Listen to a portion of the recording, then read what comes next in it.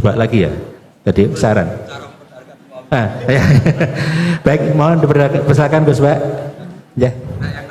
Ya, nanti. Bismillahirrahmanirrahim. Tadi siapa? Mbak Esti siapa? Esti Wahyun. Lombok ya?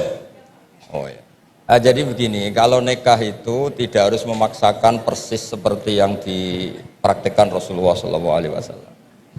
Itu harus diberi pembelajaran. Dulu itu ada sahabat namanya Abdurrahman bin Auf. Itu lapor ke Nabi ya setelah nikah. Beberapa sahabat juga menikahi perempuan yang di luar panduan Nabi. Jadi Jabir itu anaknya Abdullah, punya saudara putri banyak. Dia tahu kalau panduannya Nabi itu halla bikron tola ibuha wa tola ibuk. Ya kalau kamu nikah bisa mungkin tuh yang perawan. Karena perawan itu masih lucu. Kalau sudah mama kan wah garang. Misalnya. Tola ibuha itu bisa lucu, bisa mula abah. Kalau mama diajak mula abah kan mintanya mahal-mahal. Kalau masih perawan mungkin balon 10.000 sudah cukup itu. Dan Nabi memang ngendikan halla bikron tola ibuha wa tola ibak. Terus sampai ngendikan fa'innal jariyah ardolil yasir, karena kalau fa'innal bikro itu ardolil yasir, kalau masih perawan itu sedikit-sedikit harta sudah cukup itu. Kalau sudah mak-mak kayaknya alhamdulillah tidak cukup. Tapi tidak cukup itu juga bagus. Ini bukan menghina mak-mak, justru bagus. Uang kebutuhannya banyak dikasih sedikit, memang harus dikomplain itu, memang harus dikomplain. Nah begini, ternyata Jabir ini menikahi janda. Ketika nikahi janda, Nabi tanya, kenapa engkau nikahi janda? Panduan saya itu perawan. Saya punya saudari, putri-putri banyak. Makanya saya nggak mau nikahi perempuan yang seumuran dengan saudara-saudara saya. Tapi saya nikahi perempuan yang bisa mensisiri adik-adik saya, bisa merumat. Terus Nabi bilang, ahsanta asobta. Oke, kamu benar. Itu bukti bahwa di hal-hal sosial itu yang digenai Nabi itu bisa dinego, bisa dinego. Jadi beberapa sahabat juga nikah nggak dihadiri Nabi, bahkan Nabi taunya terlambat. Ada sahabat matur, loh kamu kok tersenyum-senyum kenapa? Habis nikah ya Nabi. Terus kam sukta ilaiha, kamu ngasih mahar berapa? Wasna nawatin min dahabin, ini sekitar gini. Terus Nabi ngendikan aulim walau bisatin, ya kamu harus ada pesta-pesta kecil lah supaya teman-teman kamu tahu. Jadi selalu ada ketidaksempurnaan dalam nikah. Yang penting itu sah. Itu harus dilatih berkali-kali. Karena kalau nggak dilatih itu dikira syarat-syarat ideal atau kesunatan dikira itu syarat apa? Sah. Misalnya a'linu hadar nikah wadribuhu biduf waf'aluhu fil masjid. Nikah itu harus dimaklumatkan, lakukan di masjid dan pakai terbang. Itu sahabat tahu semua, ulama tahu semua. Beberapa itu tidak syarat sah, tapi cukup sebaiknya begini, sebaiknya gini. Dan itu banyak sahabat yang zaman itu pun nggak nikah di masjid, juga nggak pakai terbang. Nah itu peranahnya ulama, itu namanya istihad. Orang bisa, kalau dalam bahasa usul fikih namanya tangkihul manat. Apa yang dilakukan Nabi kita seleksi, ini hukum, apa adat, apa kebutuhan, apa kasuistik. Yang dicontohkan Pak Kores tadi, ada orang kasuistik tadi, kayak Abu Sufyan itu rojulun misik, Hindun itu istrinya. Ya Rasulullah, ini Abu Sufyan rojulun misik, ini lelaki ini pikir sekali. Gak pernah nafkahi saya, apa saya boleh mengambil tanpa pamit? Terus Nabi ngendikan khudhi ma yakfiki bil ma'ruf, kamu ngambil saja secukupnya. Nah kan gak mungkin Nabi mentoleransi ngambil tanpa pamit, tapi Nabi juga gak mungkin membiarkan seorang istri utang-utang tonggo coro Jawa, nyari-nyari sendiri gara-gara suaminya apa? Kikir. Tapi tetap saja ini dianggap waqi'atu ainin, kasuistik. Kalau bisa ada solusi yang lebih baik, tentu solusi lebih apa? Nah itu jadi kalau saya mohon, jadi di bab-bab fikih itu tadi nikah zaman Nabi pun beberapa sahabat juga banyak yang nyun sewu tidak sesuai arahan Nabi, tapi arahan ini dari awal memang tidak mengikat, kayak Nabi mengarahkan bikron. Tapi ketika Jabir nikahi janda saiban, Nabi juga membenarkan. Jadi banyaklah cerita-cerita seperti itu. Ada sahabat yang milih sering sowan Nabi karena cinta, ada yang milih ndak karena takut ganggu Nabi. Makanya ada sahabat ditanya, bagaimana wajah Rasulullah SAW? Dia menangis sekeras-kerasnya. Saya tidak pernah melihat. Loh, Anda kan sahabat sering datang ke masjid Nabi. Haibatan lahu wa ijlatan lahu. Saya melihat beliau itu hormat sekali sehingga saya tidak berani menatap wajah beliau. Ada yang saking senangnya Nabi melihat Nabi terus. Itu kan wilayah-wilayah sosial. Nah, jangan-jangan yang kayak saya Pak Kures yang longgar di fikih itu karena nganggep Nabi itu mudah di bab-bab sosial itu mudah. Sampai sahabat itu ada yang nggak pernah tanya Nabi, kenapa kamu nggak tanya? Paling jawabannya if'al wala harat. Jadi maka ada karangan kitab itu if'al wala harat, lakukan tidak ada masalah, karena Nabi sering ditanya jawabnya if'al wala harat.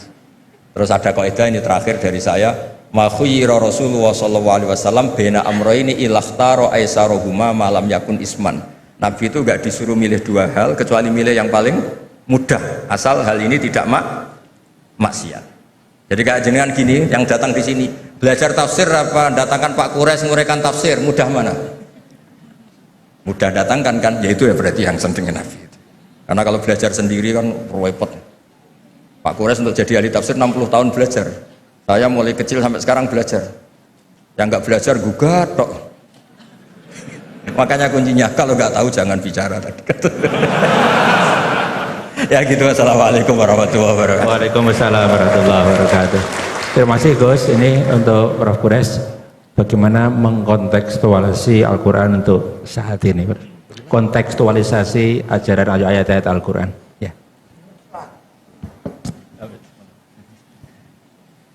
Memahami Al-Quran, atau sebelum sampai ke sana, Al-Quran diturunkan untuk umat manusia sejak masa Nabi Muhammad sampai akhir zaman. Itu prinsip. Yang kedua, Al-Quran karena diturunkan Allah untuk seluruh manusia sampai akhir zaman, maka pasti kandungannya dan dituntut oleh ulama untuk memahaminya yang sesuai dengan perkembangan masanya. Itu pasti.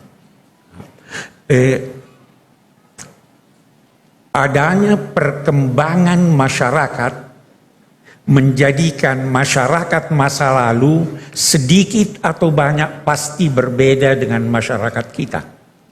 Dan karena itu penafsiran masa lalu tidak mutlak harus kita pegang.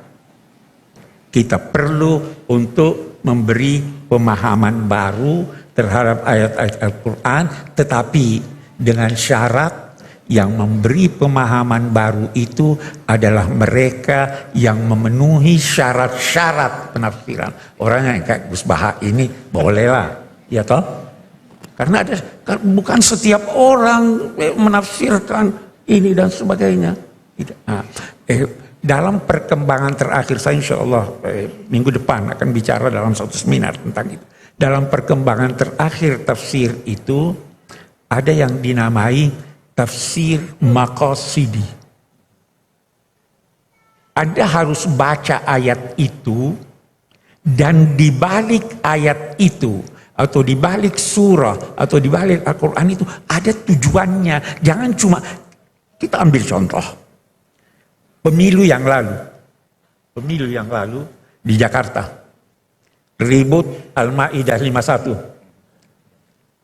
Keributan itu karena tidak mengerti Al-Quran.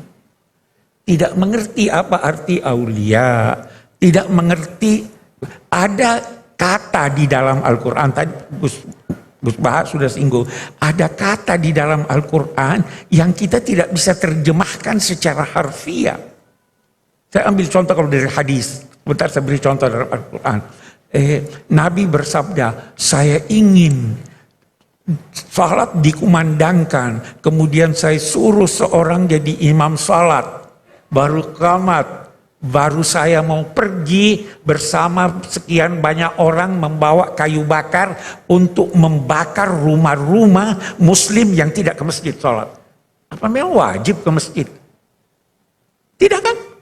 Kenapa Nabi mau bakar? Anda harus paham bahwa ada yang dinamai penekanan, istilah dalam tafsir taglid ini untuk memberikan ini perlu, bukan berarti memang Nabi mau ini, memang berarti bahwa Nabi memang mau bakar. Itu banyak begitu. Jadi kita harus paham ini. Berdasarlah ulama-ulama lalu telah memberikan penafsiran, pencerahan untuk masyarakatnya. Ulama masa kini dituntut untuk memberi penafsiran dan pencerahan untuk masyarakat walaupun berbeda dengan yang lalu selama masih dimungkinkan oleh teks. Saya kira itu. Baik, terima kasih Prof. Kures. Kita